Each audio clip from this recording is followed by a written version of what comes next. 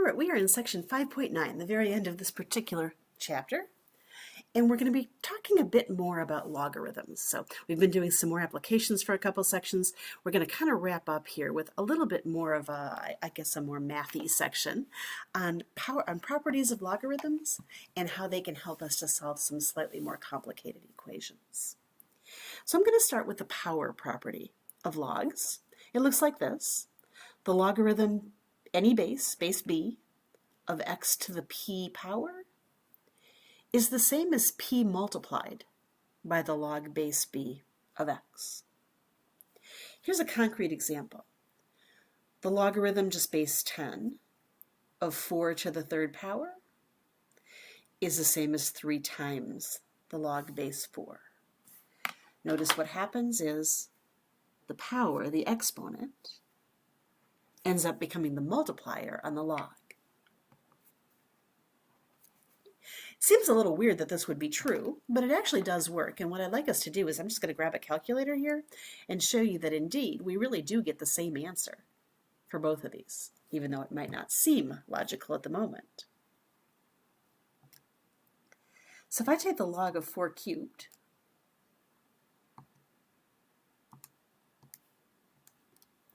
I get about 1.0 or 1.806.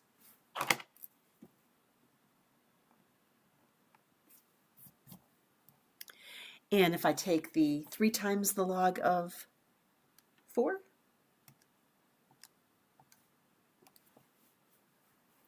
notice that all the way out to the last decimal place, I get the same exact thing. I'll just write down the 1.806, but you can see it's exactly the same all the way out. So, although it may not seem obvious at first, this property definitely seems to work when we check it out mathematically, at least on the calculator. We definitely do get the same answer. Let's use that power property to rewrite a few expressions. If I have the log base 7 of x to the 5th, the power property says take that exponent, that 5, and I can put it in front here as a multiplier. That would be 5 times the log base 7 of x. What about here? The log base 8 of 1 over x cubed. Now I have to match this pattern exactly. What's inside the argument of my log function must just be x to a power, nothing else. So in this case, I'm going to say right at the moment, this doesn't look like it fits that pattern. But if I remember about my negative exponents, I can rewrite it and make it fit the pattern. I know that 1 over x cubed is the same as x to the negative 3rd. Now that's just x to a power. Now it fits the power property exactly. And I can take that negative 3rd and bring that down in front as a multiplier. Negative 3 times the log base 8 of x. All right, the power property still applies, even when you've got more stuff that's being raised to a power. Like here in number 3, the whole 4x is squared. And so that's okay. I can still apply my power property. I can still say I'll take that exponent of 2, and I can bring that down as a multiplier. 2 times the log of 4x. However, number 4, slight change there, notice, does not fit the pattern. It just has to be something raised to a power, right? This time I've got this coefficient, this 4 here. It doesn't fit the pattern, at least not yet. But once again, I can do a little rewriting to make it fit the pattern. I can say, well, 4x squared is also 2x, all raised to the 2nd power. And now that the whole thing is raised to the 2nd power, I can take that 2 and bring it down in front.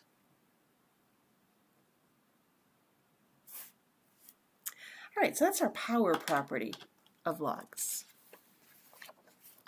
One thing that people sometimes use this for is solving equations. We already know ways to solve equations that have exponentials, right? We've always used the function that was the inverse of the exponential.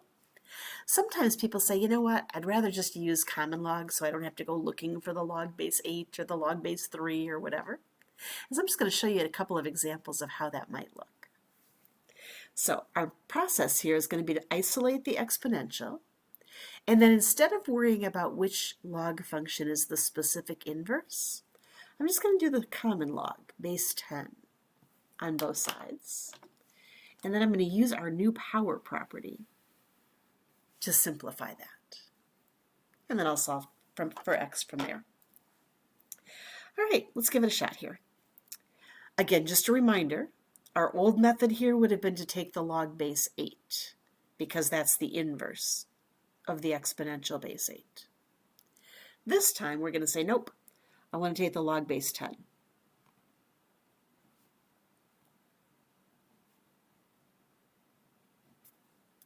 Okay. Now those aren't inverses, so I can't just cross them out. Instead, I'm going to use that new power property. I'm going to take that x and bring it down in front as a multiplier. It just happens that I have a log that comes out evenly on the right-hand side. Right? Remember that's base 10? And we know 10 squared is 100. So the log base 10 of 100 is 2. So x would be 2 divided by the log of 8, or approximately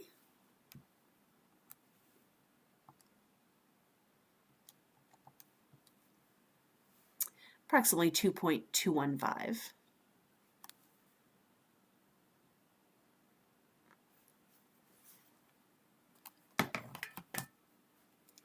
I think if you look back in your notes, you may find that we solved that same exact equation using our inverse function method before.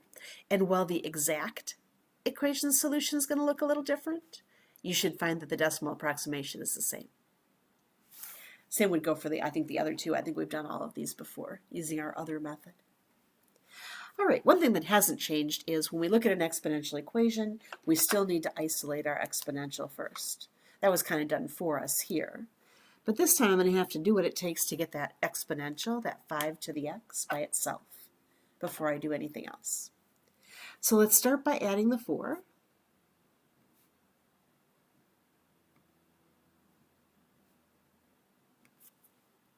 And then divide by the 3.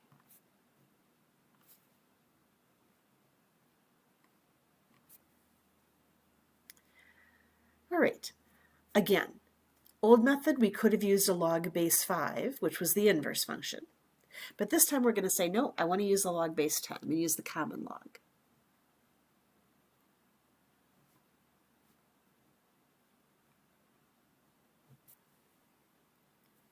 That allows me to take that exponent, that x, and bring it down as a multiplier. And the log of 9, that doesn't come out evenly, so for right now I'm just going to leave it as the log of 9. X then will equal the log of 9 divided by the log of 5. And I could get a decimal approximation for that.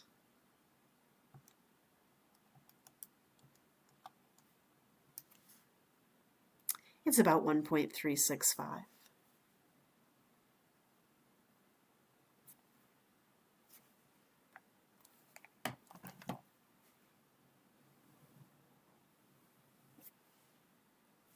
All right, one more practice for that technique down here. Let's see, my exponential is isolated. And again, just a reminder, old method would have been to do a log base 4, the inverse function.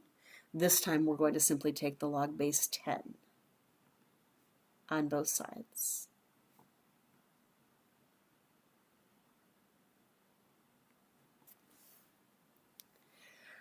All right, so I've got my log of 15. And the exponent this time is this entire 2x minus 5. So the whole thing has to be brought down as the multiplier. Parentheses here are very important. I need to keep that together as one big multiplier times the log of 4. right? If I wanted to, I could even distribute the log of 4, but I don't think I want to. I think it's going to be easier if I just divide it out instead. So let's do that. Let's divide both sides by the log of 4.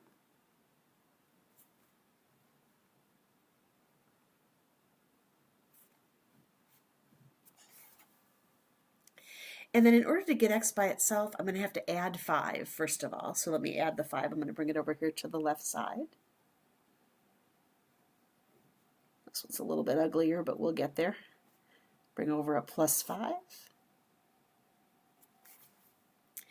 And then I can divide by 2, but that's going to make kind of a nasty complex fraction. So I think I'm going to go ahead and just multiply by 1/2. It'll just look a little bit more compact when I'm done. Same thing, right? Dividing by 2 and multiplying by 1/2. So my x actually ends up equaling 1/2 times the log of 15 divided by the log of 4 plus 5, exact solution. And my decimal approximation for that, let's see, 1/2 times the log of 15 divided by the log of 4 plus 5 is about 3.477.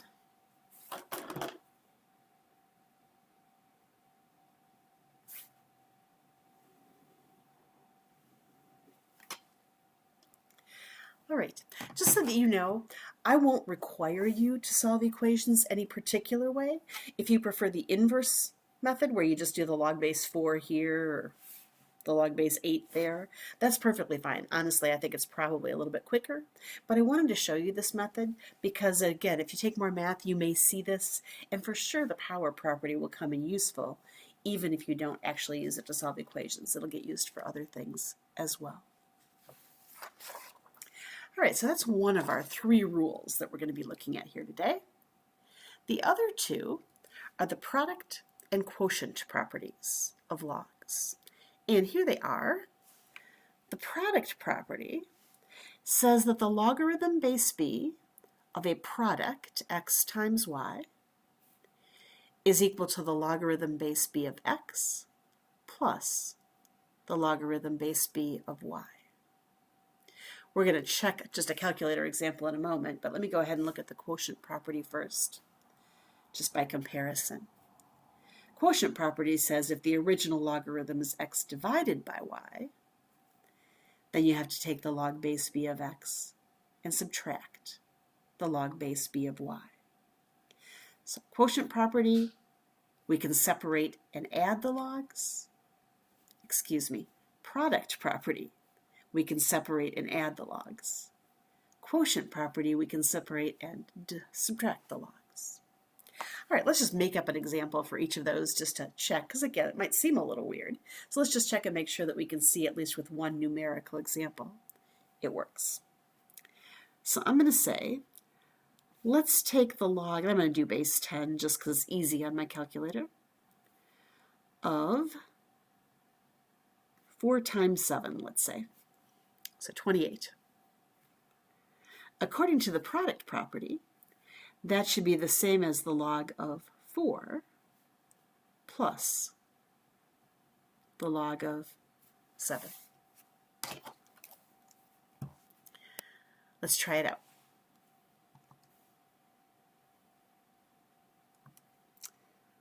Log of 4 times 7, or 28. 1.447. ... And then the log of 4 plus the log of 7. And there it is again, same exact number, all the way out as far as many decimal places as they show you, right? So they're both about 1.447.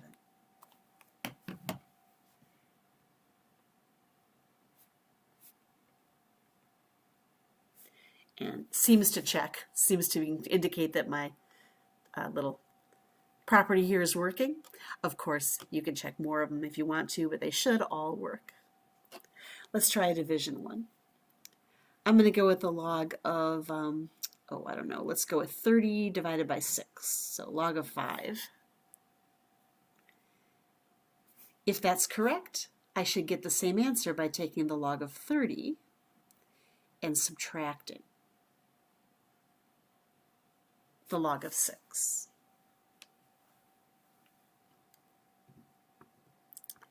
All right, grab the calculator here. Log of 30 divided by 6 would be 5. And then the log of 30, subtract the log of 6. And there we go, 0.69897, etc., for both of them.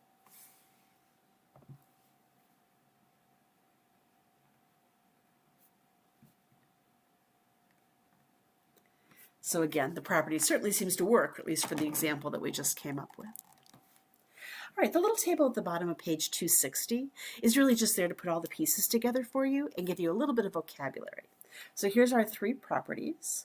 Power property, where we take the exponent and it comes down in front as a multiplier.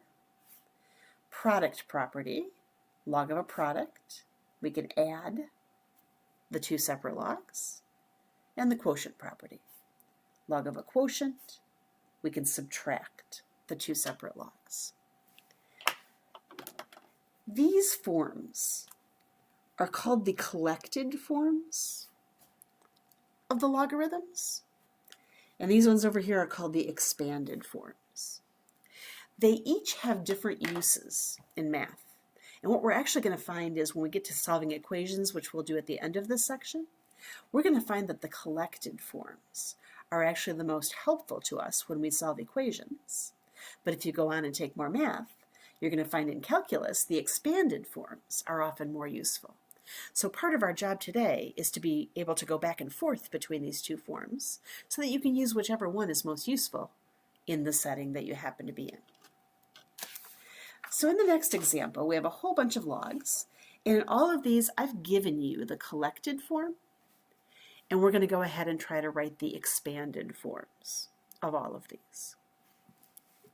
So first of all, I've got a log base 6, and I'm going to start here with my quotient rule, right? Definitely division. So I'm going to say I could take the log base 6 of the top, x cubed, and subtract the log base 6 of the bottom, y to the 5th. Now this one I can take a little further because I've got powers on both of those, so I can also use a power rule. Bringing that 3 down as a multiplier, I have 3 log base 6 of x, subtract 5 log base 6 of y. This then would be my expanded form. And typically you'll kind of know when you're done because the argument of the log functions gets very simple. No products, no quotients, no powers in those arguments. All right, what about b? Looks like again it's a quotient rule. So I'm going to start by saying that would be the log base 2 of the top, which is just x, subtract the log base 2 of the bottom, which is 8. On this one, nothing I can do about that log base 2 of x, but the log base 2 of 8, that's just 3, isn't it? 2 cubed would be 8. So I can actually do that numerical logarithm because it comes out evenly. It's simply 3.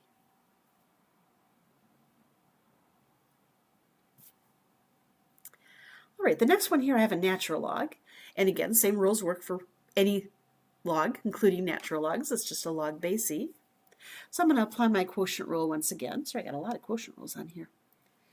The natural log of the top, which is e, subtract the natural log of the bottom,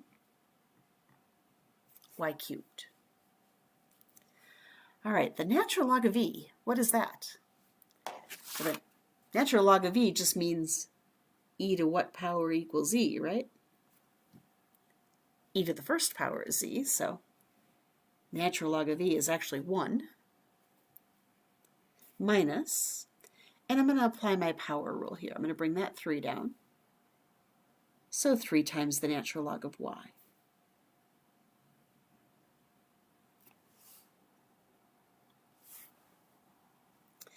All right, D. Finally, I have one that's not a quotient, I guess. The log base 3 of the square root of 3 x to the 5th y. The first thing I'm going to do here is say I know how to rewrite a square root as a fractional exponent. And I'd like to do that because then I can take advantage of my power property. So I'm going to change this and write this as the log base 3 of 3x to the 5th y to the 1/2 power, right? Square root. Same thing as the 1/2 power. Now I can use my power property. I can bring that 1/2 down as a multiplier, like so. All right, I can go a bit further. I have a product in here. There's actually 3 factors. 3 times x to the 5th times y. So I can split that up. We haven't used this one yet, so let me remind you. I can split up a product by adding the separate logs. So for right now, at least I'm going to keep the 1/2 out in front of all of this. And I'm going to say that's the log base 3 of 3 plus the log base 3 of x to the 5th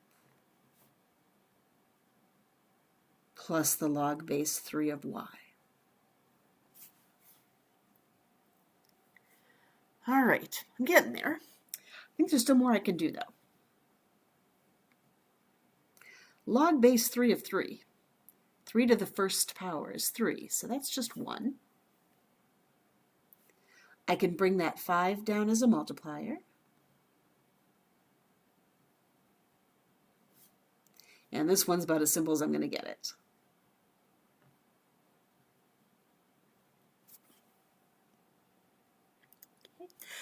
At this stage, depending on what you're doing, you may or may not want to distribute the 1/2. I don't have a lot of space here. I'm going to leave it factored out, but you certainly could distribute the 1/2 to all 3 terms if you wanted to.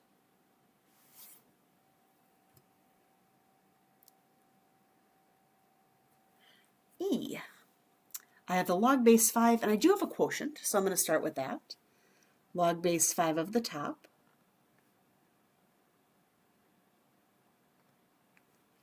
subtract log base 5 of the bottom.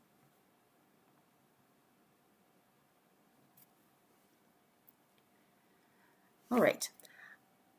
I cannot remember bring that 8 down in front yet because the 8's not outside the parentheses. It does not apply to both parts of that. Instead, I think I'm going to go ahead and use a product rule on this. That's 25 times w to the 8th. So I can separate that out and say it's the log base 5 of 25 plus the log base 5 of w to the 8th. Then I have a minus, and once again I'm going to say I know that any radical can be written with a fractional exponent. So I'm going to rewrite that cubed root of z as z to the 1/3 power. Now I'm just about there. 5 squared is 25, so log base 5 of 25 is 2. Plus I can bring the 8 down with my power property. And the same with the 1/3.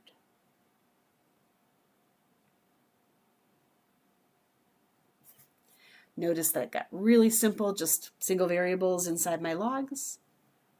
So that's my expanded form. All right, we've got one more example of expanding here in F. And once again, I see that quotient right away, so I'm going to start with that. The log of the top subtract the log of the bottom.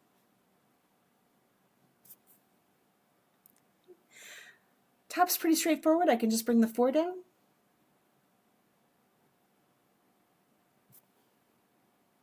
But here I've got a product, right? That's b squared times c to the 9th.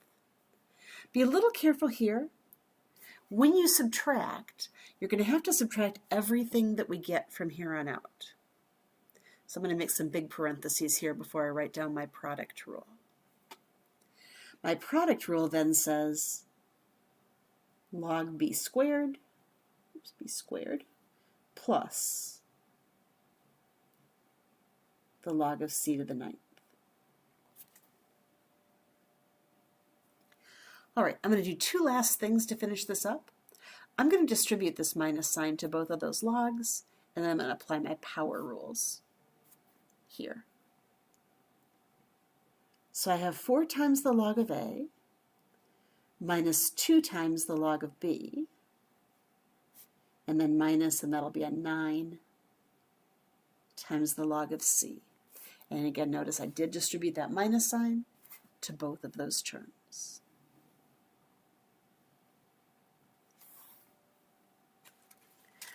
All right, so that is expanding our logs.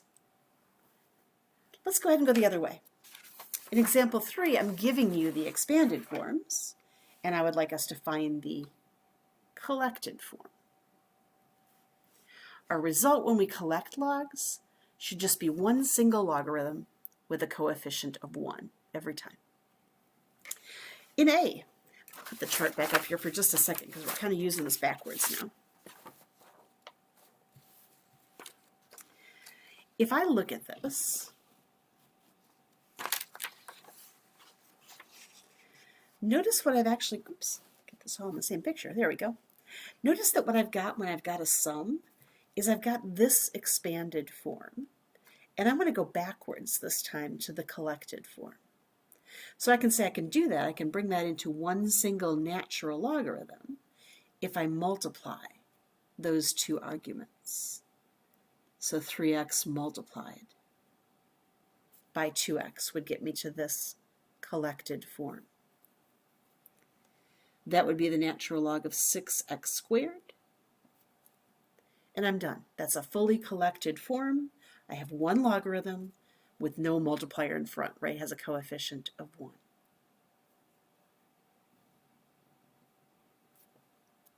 Just while I've got the chart right here nicely in my screen, let's just skip down and do C. I'm going to go back and get B in a minute. This time I've got two logs that are being subtracted. So I have this form, and I now can put that together as one collected logarithm if I divide the arguments. So I'd have the log of the first one, 9w, divided by the 3z. And I can at least divide the 9 and the 3. That would be the log of 3w over z.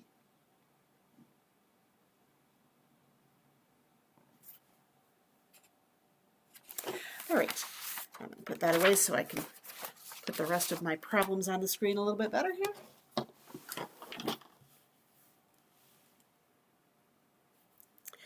Let's go back to B. We'll go back to B and hit D as well.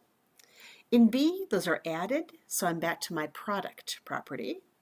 I can combine them as a single log base 5, but I have to multiply the arguments. X plus 3 times x minus 3. When I multiply those together, I'm going to get x squared. And remember this one with a minus 3x and a plus 3x for the inners and outers. It's just going to add up to 0. And then I have the negative 9 at the end. That's done, one single logarithm with coefficient 1. All right, the last three examples, D, E, and F, are all going to make use of product and quotient properties, but they're also going to make use of the power property that we've seen before. And let's start here in D. For the first time, I've got some multipliers in front of my logs. I must bring those back up and put them back up into the powers before I do anything else. So if you need to use a power property in reverse, use it first. I'll have the log base 2 of a to the 8th power, subtract the log base 2 of c to the third power. Now I can say with the subtraction, I can bring them together in one log by using the quotient property. Log base 2 of a to the 8th divided by c to the third.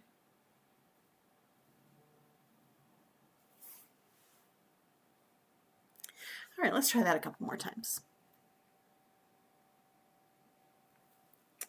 In E, multiplier of 3 has to go up, multiplier of 2 has to go up. So I have the natural log of the whole thing, the whole 2x, all cubed, minus, again, the natural log of the entire 4x, all squared. Make sure those powers go on the whole argument, not just on the x's. I'm going to simplify this. I know that that third power can apply to both the 2 and the x. So that would be the natural log of 8x to the third. Minus, same thing here. Second power applies to both the 4 and the x.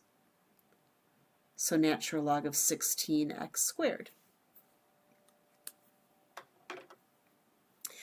I'm now going to say because they're subtracted, let's bring them together as one natural log using that quotient property.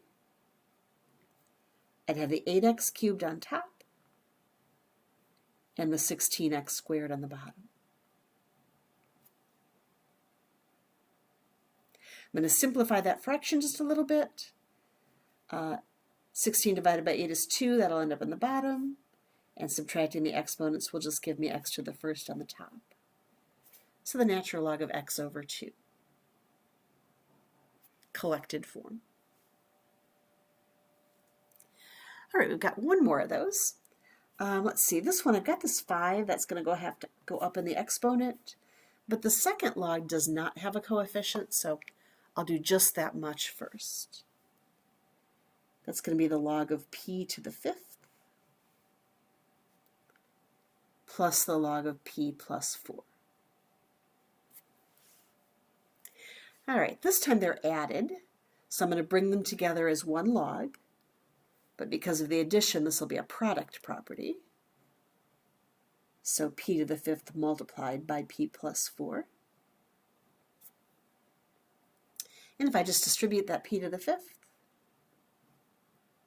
we'd have p to the 6th plus 4p to the 5th as our argument of our log function. So just a few examples then of going back and forth between the collected form and the expanded form. All right, the last thing we need to do in this section is to talk about how we use these properties when we want to solve slightly more complicated log equations than we've done so far. So here's what we're going to do. Typically in these equations, we'll have more than one logarithm to start with. And the first step, we just need to get all the logs on one side of the equation. As I mentioned briefly before, for equation solving, we always want the collected form. So once we have all our logs on one side, we'll collect our logs, and then we should be able to solve using the same methods that we've used in the past. Right. So let's give this a try. Here in example 4, our first equation already has, it does have 2 logarithms, but they are already on the same side, so that gives me a little bit of a start here. I need to write the collected form.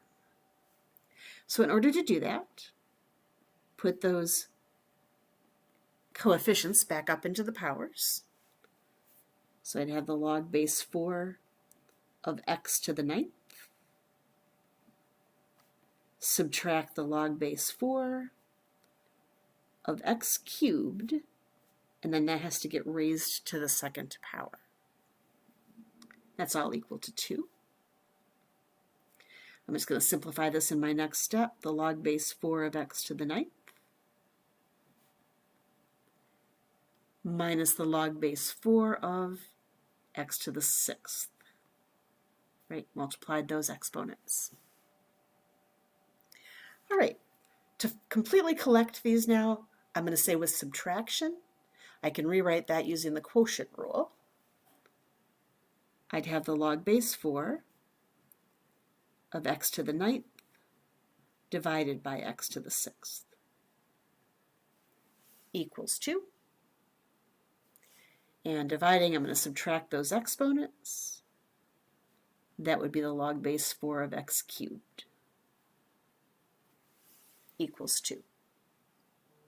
Right? So far, we've simply been collecting our logs. That's all we've done so far. Now I'm ready to actually start solving the equation.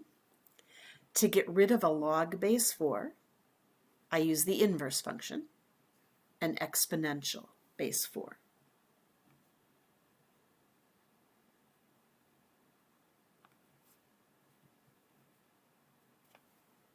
Right? Got those inverse functions, can get rid of each other.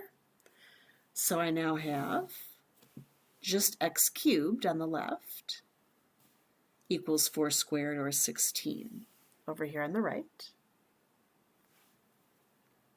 And let's see, to get rid of that third power, I'll use the reciprocal exponent, the 1/3 power.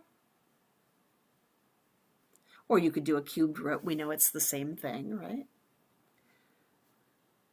So x would be approximately equal to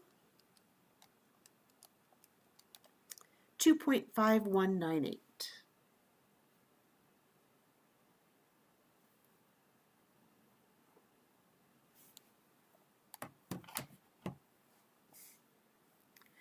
All right, let's try a few more equations for some practice here. In B,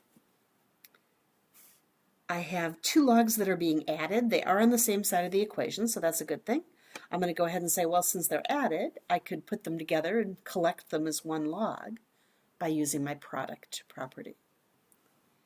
This would be the log base 5 of x multiplied by x plus 4.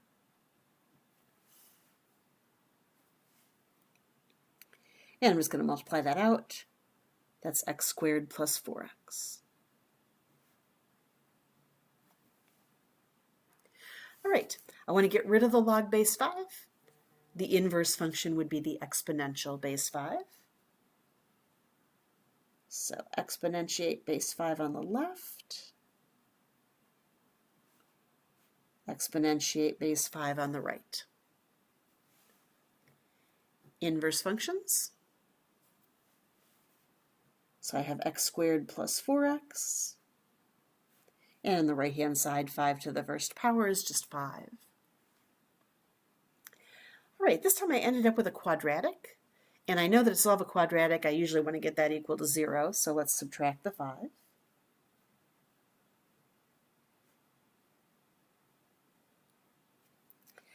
And let's see, it's a trinomial. Hopefully that factors. We've got a sum of 4. Product of -5 looks pretty good there. 1 and 5. If I put the negative on the 1, that will work. So x squared is x times x. And then I've got a -1 and a +5.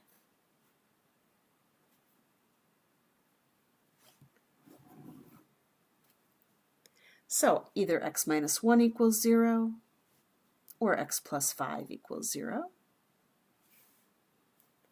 giving me x equals 1 and x equals -5. Remember, we do have to be a little bit careful. We can't have a negative argument inside of our log. So that -5 is actually a problem this time. I can't let a negative number end up inside my logarithm. So I'm going to throw this one out. It's not in the domain.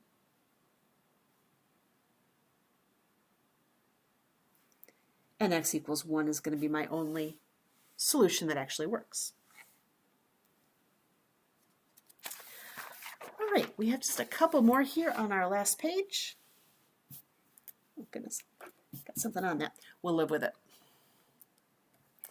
All right. In C, for the first time, my logs aren't on the same side of the equation to start with. So I'm going to go ahead and get them that way.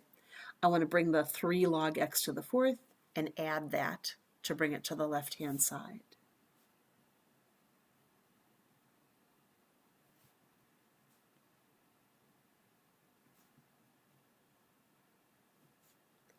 and that means just the 4 is left over there on the right. Okay, to collect, I do have some multipliers. I always have to take care of those with the power property first. So I have the log of 2x all squared plus the log of x to the 4th all raised to the 3rd power.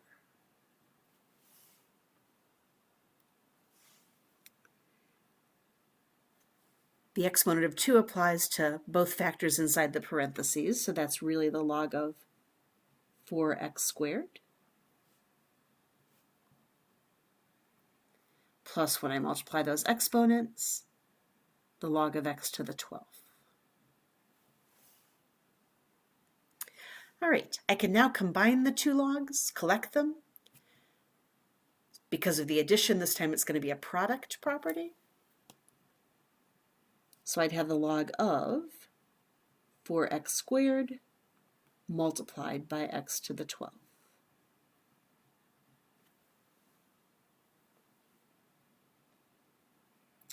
Which is the log of 4x to the 14th. All right, I've finally got everything in nice collected form. And I'm finally in a position now to start solving and saying, hey, let's get rid of that log. That's really a log base 10. So the inverse function would be the exponential base 10.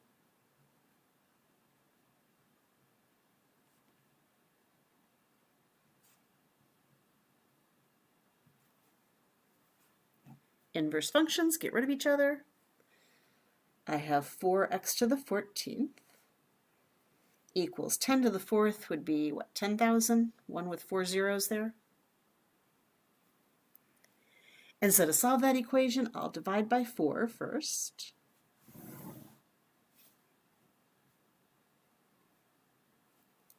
So x to the 14th is going to be 2,500. And then to get rid of a 14th power, I'll use the reciprocal exponent, the 1/14.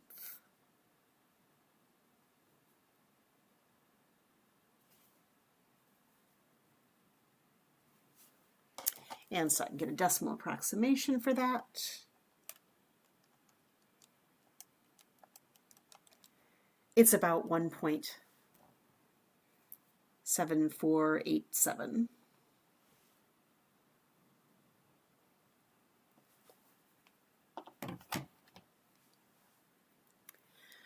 All right, we're going to finish up here with an example with natural logs. Process is not going to change, same exact idea. I still want to start by saying I need to collect those logs. They are on the same side of the equation this time, so that's a little helpful. We'll begin by saying that multiplier of 2, going to have to apply my power property and rewrite that as the natural log of x cubed to the 2nd power.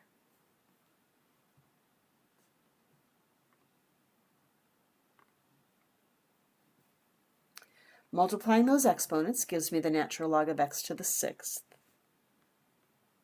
Not really doing anything with the rest of the equation yet.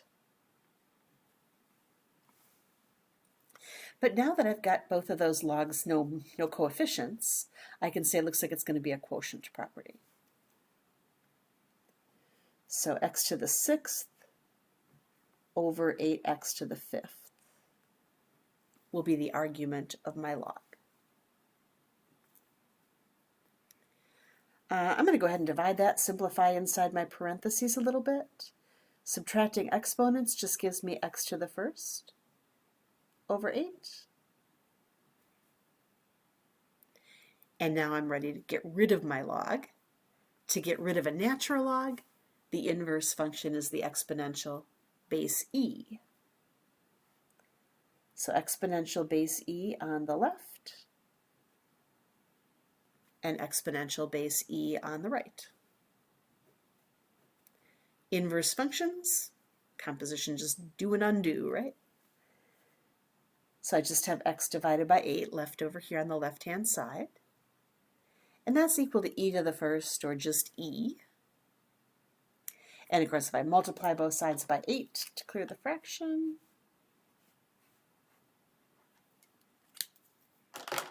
I get x equals e times 8, or I'd probably write that as 8e for an exact answer. And just using my calculator, 8e is approximately 21.746.